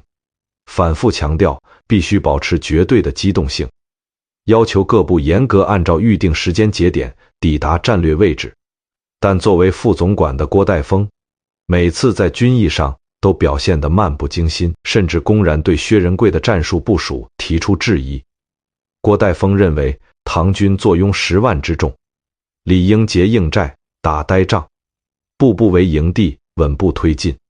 根本不必听从薛仁贵那种冒险的激进打法。这种战术理念上的分歧，实际上不过是郭岱峰为了挑战主将权威而蓄意制造的摩擦。他利用自己在军中深厚的人脉背景，暗中拉拢了一批出身门阀的中高级军官，形成了一个对薛仁贵的命令消极抵制的利益小团体。薛仁贵看着这个处处跟自己作对的副将，心中的焦灼在缺氧的狂风里不断叠加。他是一个精通杀戮技巧的战神，懂得怎样用3根羽箭瓦解10万敌军的心理防线，却从来没学过如何在一个充满门阀偏见和政治倾轧的官僚系统里去安抚一个心高气傲的世家子弟。在大唐严密的军事制度下，副总管是朝廷直接任命的2把手，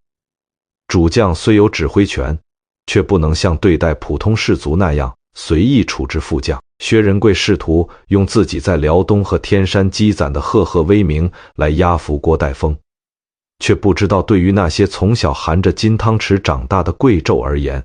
草根的功劳再大，也洗不掉身上的泥土味儿。两人之间的沟通彻底死锁。大唐远征军的指挥中枢在这片高寒缺氧的土地上陷入了一种诡异的半瘫痪状态。主将的命令传达到副将那一层，往往被打折扣，或者以各种貌似合理的借口无限期拖延。吐蕃主帅论亲陵是一位在高原上土生土长的绝顶军事天才，他就像一只潜伏在冰川裂缝中的雪豹，静静注视着这支庞大而迟缓的大唐军队一步步走进他的猎杀圈。论亲陵敏锐地嗅到了唐军内部的指挥失调，他没有选择在唐军体力充沛时正面硬碰硬，而是利用吐蕃骑兵对地形的绝对熟悉，像幽灵一样在唐军四周游弋，不断切断侦察路线，将唐军逐步逼入一片名叫大飞川的死亡绝地。大飞川地势开阔，四围群山环抱，对于一支失去机动性的重装步兵来说，这里就是一座无法逃脱的巨型囚笼。薛仁贵盯着地图上越来越凶险的行军路线，做出了他统帅生涯中最清醒也最无奈的决定。他决定对10万大军进行一次彻底的战术切割，自己亲率精锐轻骑抛下所有沉重的粮草辎重，向吐蕃的核心阵地发起闪电般的突袭，抢占乌海险要。这个战术的核心前提是，留守后方的部队必须死死守住粮草，并在规定时间内将辎重安全运抵前线汇合。薛仁贵将这个关乎10万大军身家性命的留守重任交给了副总管郭岱峰，他特意拨出2万兵力留给郭岱峰，再三叮嘱务必在大飞岭上构筑坚固的防御工事，多留兵力看守粮草，千万不能轻举妄动。这道军令是薛仁贵对这位世家子弟最后的信任，也是这支大唐精锐唯一的生海保障。当薛仁贵带着精锐骑兵消失在苍茫雪原的尽头时，留在后方的郭岱峰望着主将远去的背影，嘴角浮起了一丝满是傲慢与不屑的冷笑。高寒缺氧的空气像冰冷的刀片刮过大唐将士干瘪的肺叶。薛仁贵正率领精锐轻骑在青藏高原那荒无人烟的雪原上全力突进，他将主帅意志发挥到了生理的极限，用近乎残酷的军令压榨着这支轻装部队的每一分机动力。在没有辎重拖累的情况下，大唐铁骑如同一柄出鞘的利剑，直直刺入了吐蕃的战略腹地。乌海，《旧唐书》清晰记录了这场奔袭初期的辉煌战果。薛仁贵在河口地带与吐蕃守军遭遇，身先士卒挥戟冲锋，大唐骑兵如滚烫的热刃切入牛油，瞬间将吐蕃防线撕得粉碎。此役唐军斩首万余级，缴获吐蕃人赖以生存的牛羊万余头。只要后方辎重能按原定计划安全送达，薛仁贵就能在乌海彻底站稳脚跟，将吐蕃帝国的咽喉死死掐住。这本该是一场足以让他在军事史上再度封神的经典闪击战。然而，在距离乌海数百里之外的大飞川，那个本该成为坚固后盾的副将郭岱峰，亲手砸碎了整盘棋局。郭岱峰将主将薛仁贵临行前多留兵力，构筑工事，死守辎重的严令完完全抛在了脑后。这位出身顶级门阀的名臣之后，骨子里根本忍受不了自己像个运粮官一样龟缩在后方，眼睁睁看着那个泥腿子主将去前线建功立业。郭岱峰竟然擅自拔营起寨，命2万留守部队推着堆积如山的军粮和重型器械，大摇大摆地跟在前锋部队后面缓慢挪动。青藏高原崎岖陡峭的山道根本不适合庞大辎重车队快速行进，沉重的车轮深陷在泥泞和冻土之中，士兵们不得不丢下兵器，用肩膀去推那些重逾1000斤的粮车。整支辎重队伍就像一条臃肿且毫无防御能力的巨大毛虫，在高原的峡谷中毫无遮护地蠕动着，一直如幽灵般潜伏在暗处的吐蕃主帅论亲陵敏锐地捕捉到了这个致命的破绽。他没有去碰乌海那块被薛仁贵重兵扼守的硬骨头，他将吐蕃帝国整整40万精锐大军悄然集结，如一层厚重的黑色雷云从大飞川四周的高山上呼啸而下，将郭岱峰的2万辎重部队死死合围。吐蕃人占据了绝对的地形和兵力优势，他们骑着适应高原气候的战马如雪崩般冲入大唐那散乱不堪的运粮队列。没有坚固的防御栅栏，没有主将的统一调度，这群原本只负责后勤的士兵在40万大军的冲击下瞬间崩溃。郭岱峰在慌乱中根本组织不起任何有效的抵抗，大唐远征军赖以生存的全部粮草、辎重和器械被吐蕃人尽数劫掠或付之一炬。远在乌海前线的薛仁贵，在刺骨的寒风中等来的不是救命的军粮，而是辎重尽失，后方被彻底切断的绝望战报。这个消息对于一支孤军深入的大军而言，无异于直接宣判了死刑。数万唐军精锐虽然刚刚打了一场胜仗，但随身携带的口粮只够维持几天的消耗。失去粮草补给的军队在空气稀薄的高原上，就像被强行拔掉氧气管的重症患者，体力与士气呈现断崖式的崩塌，个人的绝世无勇，在庞大的后勤系统全面瘫痪面前显得如此渺小且充满无力感。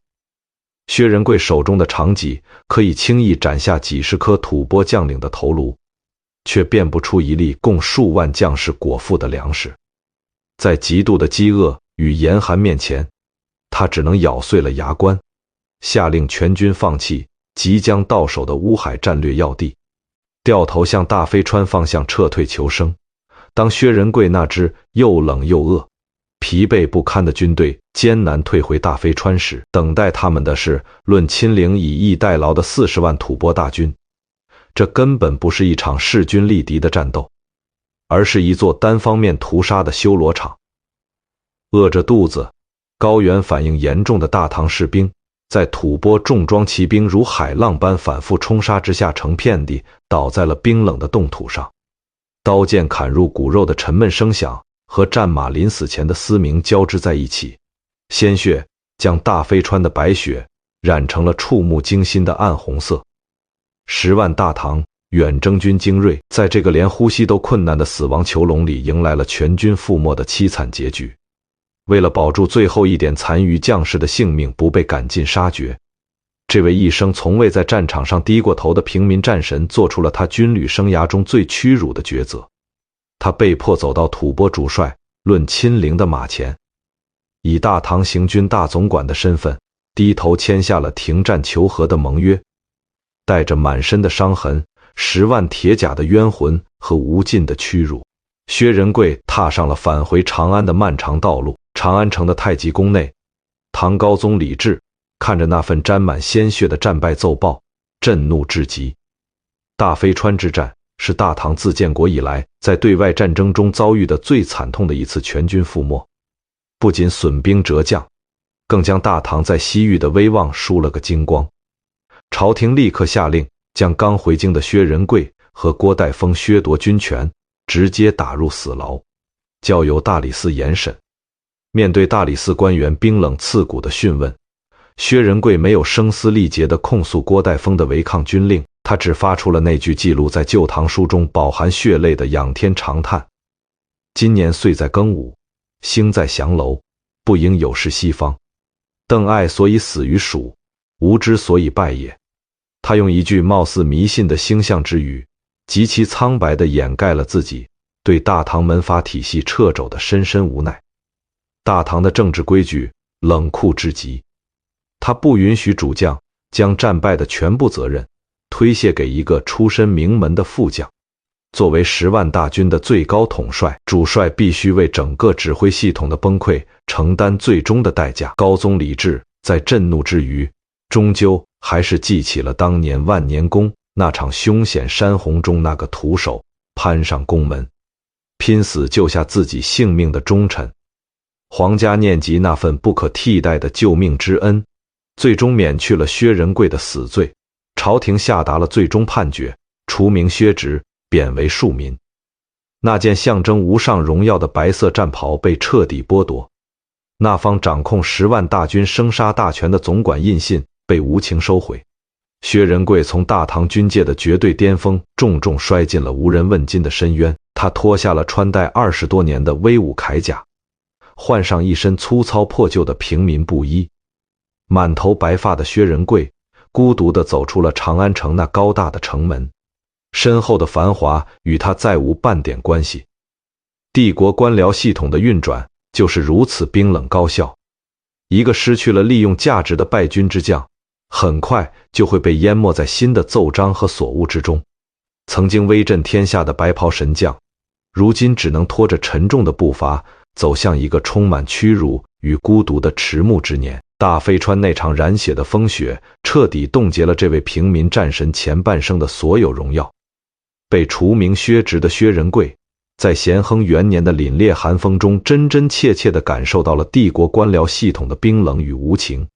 一个曾经在100万军中取敌将首级如探囊取物的大唐军魂，如今只剩下一具布满伤痕的躯壳和一颗千疮百孔的心。他脱下那身象征权力与杀戮的铠甲，换上最普通的粗布麻衣，在长安城外那些无人知晓的荒村野店里，没有人会把这个步履蹒跚的老者和当年那个3剑定天山的白袍战神联系到一起。权力的名利场就是这样一个残酷的绞杀场。当你失去了利用价值，或者背上了战败的罪名，曾经围绕在你身边的鲜花、掌声和同僚们的阿谀逢迎，都会在一夜之间烟消云散。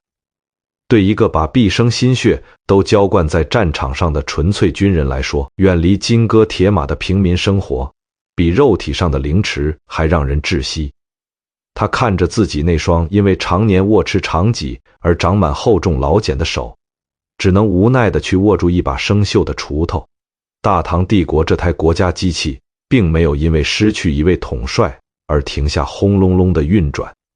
历史的洪流从来不会顾及个人的悲欢。大飞川战败的阴霾还未消散，帝国东北方向那片刚刚平定不久的辽东半岛又一次燃起了反叛的烽火。高句丽残余势力趁唐军在西域遭遇重创的空当，联合半岛南部的新罗在鸭绿江两岸发起了疯狂的反扑。安东都护府的辖区陷入一片混乱，大批唐军驻守的城池面临被蚕食的凶险。唐高宗李治坐在大明宫的龙椅上，看着那些如雪片般飞来的告急军报，眉头紧锁。朝廷里那些出身名门的将领们，面对辽东那种苦寒且充满仇恨的战区，往往表现出一种默契的退缩与推诿。在帝国急需将领前往震慑叛乱的窘境下，天子再次想起了那个被自己亲手废为平民的旧臣。一道起伏的圣旨跨越身份的鸿沟，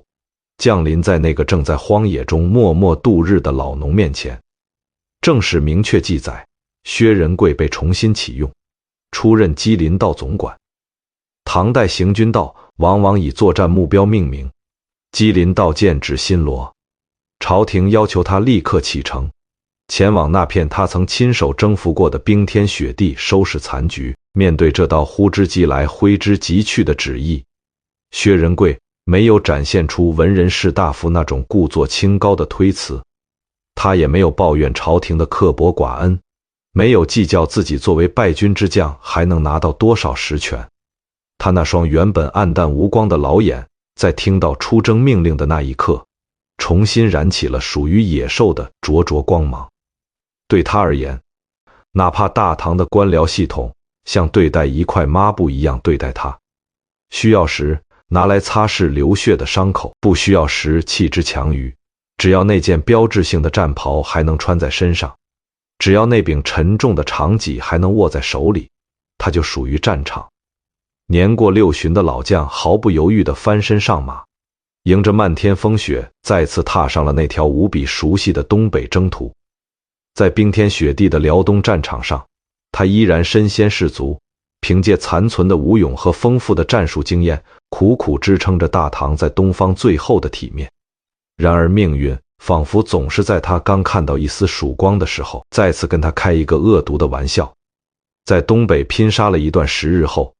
一场突如其来的政治风暴再次将这位刚重获军权的老将打入了深渊。《旧唐书》用做事这两个模糊的字眼，记录了薛仁贵晚年遭受的又一次致命打击。在古代官场中，这种没有明确罪名的指控，往往代表着最深不可测的政治牵连与权力倾轧。或许是朝中嫉妒他付出的门阀士族再次罗织了罪名，或许是他在前线的某个决策无意中触碰了皇权的敏感神经。朝廷的诏书冷酷地剥夺了他刚刚恢复的官职，并下达了更加严厉的惩罚，流放相州。相州位于今天广西的偏远地带，在初唐时期，那里是瘴气弥漫、毒虫遍地的荒蛮死地。将一个习惯了北方干燥严寒的老将强行流放到闷热潮湿的岭南恶水之中，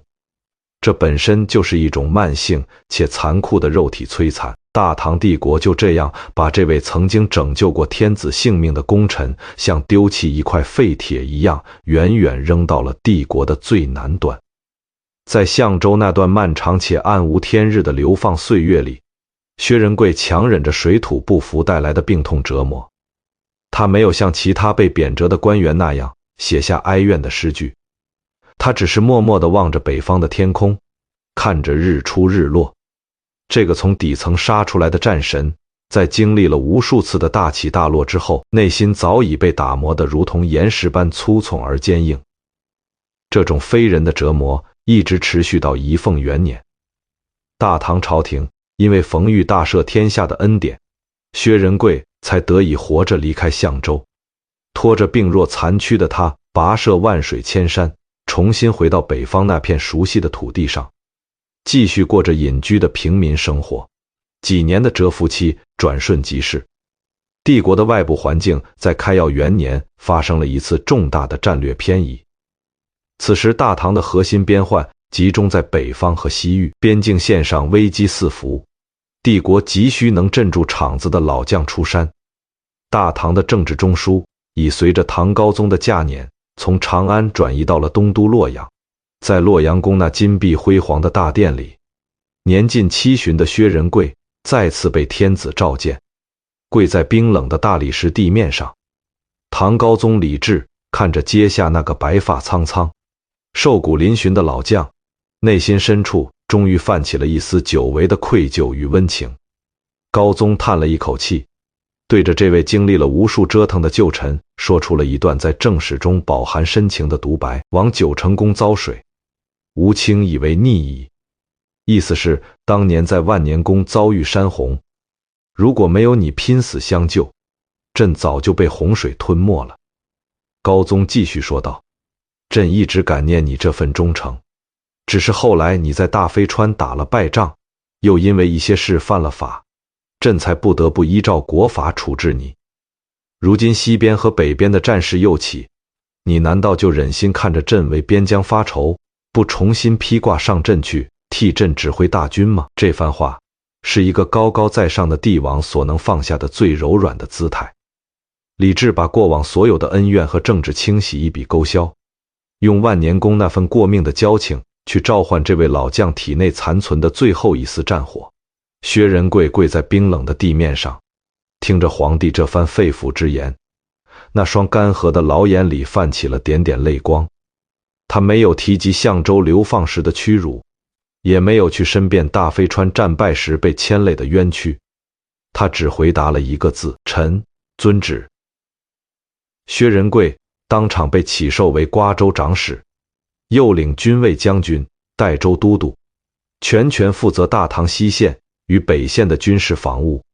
这位迟暮的帝国修补将，在生命的最后关头接过了那方象征大唐军魂的兵符。时间进入了永淳元年，北方的突厥部落在阿史那古多禄和阿史德元真的率领下发动了大规模的反唐叛乱，10余万突厥铁骑如同黑色的旋风席卷了长城沿线，疯狂劫掠北疆的城池。大唐的北境防线千疮百孔，边关将士死伤惨重，连绵的烽火再次烧红了塞外的天空。薛仁贵那残破的躯体里依然流淌着足以让整个草原颤抖的滚烫血液。当68岁的老将再次穿上那身已经有些褪色的白色战袍时，洛阳城外的风似乎都为之一滞。他艰难地跨上战马，手中的长戟虽然已有些沉重，但握住他的双手依旧稳如磐石。这支由一位老者统领的大唐军队，迎着塞外的狂风，朝大同盆地深处的云州要塞坚定进发。在那里，一场充满个人英雄主义色彩的终极谢幕演出，正伴随着数万突厥铁骑的疯狂嘶吼，以一种跨越时空的震撼姿态等待着这位白袍老将的最后降临。永淳2年的云州城外，朔风将大唐的战旗撕扯得猎猎作响，阿史德元真麾下的数万突厥铁骑如同一片望不到尽头的黑色乌云，死死压在唐军阵前。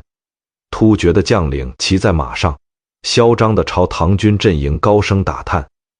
今天统领大唐军队的主将究竟是何人？大唐军阵中传出一个洪亮而沉稳的回答：大唐代州都督薛仁贵。这个名字对突厥人来说简直如同一记晴天霹雳。突厥将领满脸错愕，大声用胡语反驳：这根本不可能，薛将军早就在相州流放时死了，你们怎敢拿一个死人的名号来糊弄我们？大唐的军阵如同摩西分海一般从中间缓缓裂开，一位须发全白、年近70的老将骑着高头大马，不疾不徐地走到了两军阵前的最前方。面对突厥人充满怀疑与杀意的目光，这位老人没有下令放箭，也没有挥舞刀枪，他只是平静地抬起手，摘下了戴在头上的冰冷铁盔，露出了一张苍老却威严的面庞。那张脸已经被岁月的风霜刻满了深深的沟壑，那双眼睛却依然透着当年在天山雪域连发3箭时的彻骨寒光。在没有影像传播的冷兵器时代，威名是通过无数幸存者的战例口口相传的。在突厥和铁勒等游牧民族的帐篷里，那个穿白袍的大唐魔神早已是一个可以用来吓唬小孩指液体的恐怖图腾。对面那些生性剽悍的突厥将士在看清这张脸后瞬间大惊失色，他们骨子里对这位大唐战神的恐惧并没有随着时间流逝而消散，反而因为这种死而复生的视觉冲击被无限放大。成群的突厥骑兵纷纷滚鞍下马，在阵前朝着这位白发老将恭敬地膜拜。这绝非戏剧舞台上的夸张表演，而是草原丛林法则中最真实的本能反应，对绝对武力的顶礼膜拜。突厥人那被武力图腾彻底支配的心理防线瞬间崩塌，大军开始惶恐地向后退却。当年那个30出头穿着白色战袍在辽东战场上如入无人之境的矫健身影，与眼前这位白发苍苍、仅凭威望就吓退数万敌军的迟暮老将，在这一刻完成了跨越近40年的命运重叠。那件曾经为了博取天子关注而刻意穿上的扎眼白袍，早已在这个男人无数次的生死搏杀中，化作了大唐军队不可战胜的精神象征。在这场云州之战中，薛仁贵甚至不需要像年轻时那样亲自卧戟冲锋，他仅仅用一张脸，用几十年军旅生涯积攒下来的恐怖声望，就兑现了一个帝国上将所能产生的最高战术价值。这就是时间赋予一个老兵最残酷也最公平的回报。岁月抽干了他身体里的力量，夺走了他如风般的速度，却将他的名字锻造成了一道让外敌无法逾越的坚固长城。薛仁贵没有因为敌人的退却而生出半点妇人之仁，他太清楚了，对付游牧民族的唯一法则，就是用最彻底的击溃来换取边境的长治久安。这位69岁的老将重新戴上头盔，举起那把伴随了自己大半辈子的长戟，下达了全线出击的军令。大唐铁骑如猛虎下山，死死咬住突厥人溃退的尾巴，展开了一场摧枯拉朽的追杀。云州大捷，唐军斩首1万余级，俘获2万余人，夺回了被掠夺的大批牛羊和物资。这不仅是薛仁贵军事生涯的最后一次大胜，更是他将个人威慑力与战术执行力完美融合的终极绝唱。那抹在草原上冲锋的白色背影，最终定格在了大唐王朝史册的最高处。这也是这位老将留给世间的最后光芒。云州之战结束后不久，永淳2年那个寒冷的冬天，69岁的薛仁贵在雁门关外的军营中走到了生命的尽头。他没有死在政治倾轧的长安朝堂上，也没有死在流放南荒的象州瘴气里，他以一个纯粹军人的身份，死在了他最应该待的地方——边疆的防线上。唐高宗李治闻此噩耗，悲痛万分，追赠他为左骁卫大将军、幽州都督。大唐帝国用最高规格的礼遇送别了这位从底层泥土中挣扎着攀向云端的平民战神。当我们今晚回望薛仁贵这一生波澜壮阔的命运轨迹时，你会发现这不仅仅是一个关于个人逆袭的热血故事，更是一部掺杂着草根的韧性、门阀的傲慢、权力的冷酷与生命尊严的沉重史诗。初唐的府兵制度讲究平时为农、战时为兵的耕战合一，薛仁贵的一生恰恰是这套庞大国家军事制度下最真实也最具张力的底层缩影。他没有门阀士族那种与生俱来的政治资源，他所有的晋升阶梯都是用自己身上实打实的刀疤和敌人的头颅一级一级换来的。这种从最底层的泥土里生长出来的草根韧性，赋予了他那些贵族子弟永远无法理解的坚韧与清醒。他从山西汾河畔一个连给先人改葬都凑不出钱的穷苦农夫起步，凭借对时代脉搏的精准压注，在辽东的泥泞中穿上一件耀眼的白袍，强行凿开了一条阶层跨越的狭窄缝隙。他在玄武门外默默承受了10年的冷板凳，用一场以命相搏的洪水救援换取了帝王那张来之不易的信任通行证。他在天山脚下用3根羽箭击碎了10万大军的信仰，也不得不为了军队的生存而背负上坑杀降众的历史骂名。他在平壤的废墟上笨拙地安抚一国百姓，展现出了一介武夫罕有的政治柔情。他在大飞川的缺氧高原上被门阀副将的傲慢拖入了身败名裂的深渊，切肤地体会到了个人无勇在官僚系统崩坏面前的深深无力。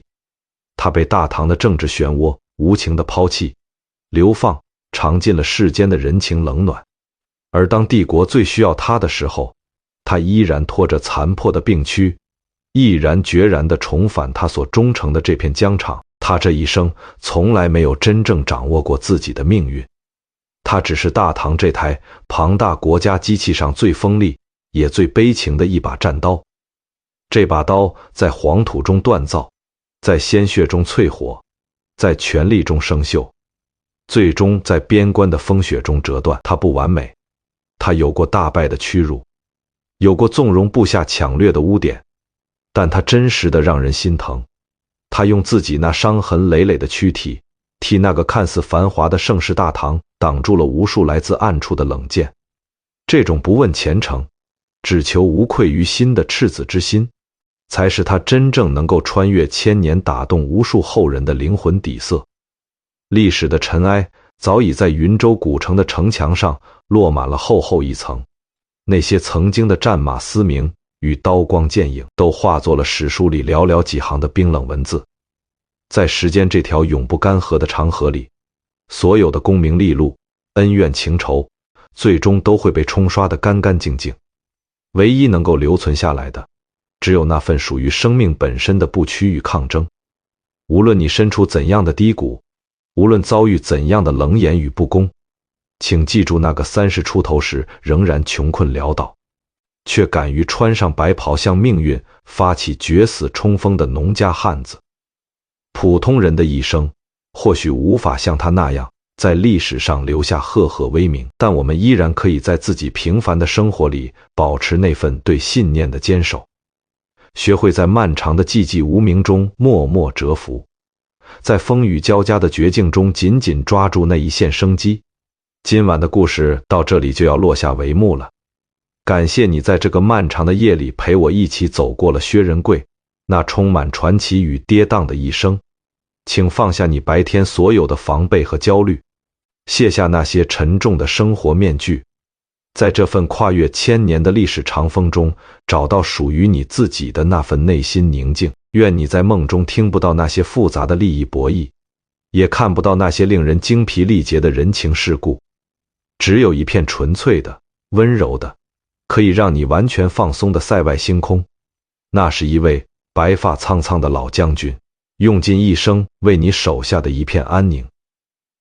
晚安，好梦。